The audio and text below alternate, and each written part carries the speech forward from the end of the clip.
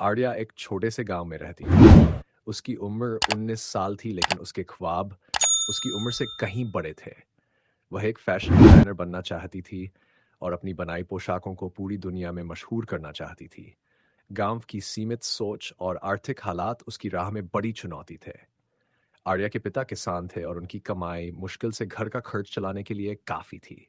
लेकिन आर्या का हौसला कभी नहीं टूटा। वह गांव के छोटे से स्कूल में पढ़ाई करती और खाली समय में पुराने कपड़ों से नए डिजाइन बनाती।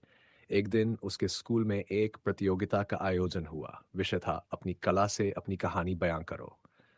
आर्या ने सोचा, यह मौका मेरे ख्वाबों को उड़ान देने का है।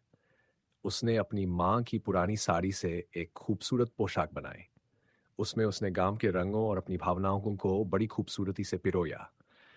प्रतियोगिता के दिन आर्या की पोशाक ने सबका ध्यान खींच लिया।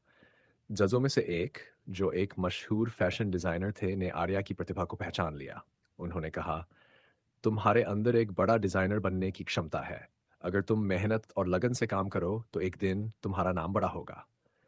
आर्या को पुरस्कार के तौर पर एक स्कॉलरशिप मिली, जिससे वह शहर में जाकर फैशन डिजाइनिंग का कोर्स कर सकती थी।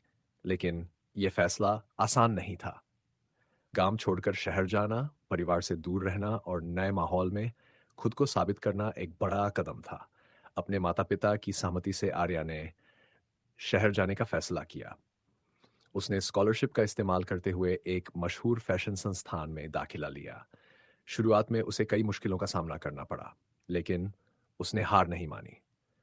दिन रात मेहनत करके उसने अपने डिजाइन को बेहतर बनाया। कुछ सालों की कड़ी मेहनत के भरी मेहनत के बाद आर्या का पहला फैशन शो आयोजित हुआ। उसकी पोशाकें इतनी खूबसूरत थी कि हर कोई उसकी तारीफ करता रहा। उसे देश विदेश से ऑर्डर्स मिलने लगे।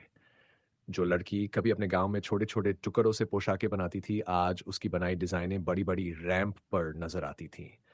आर्या ने साबित कर दिया कि अगर सपने सच्चे हो और मेहनत की जाए तो कोई भी मंजिल नामुमकिन नहीं होती।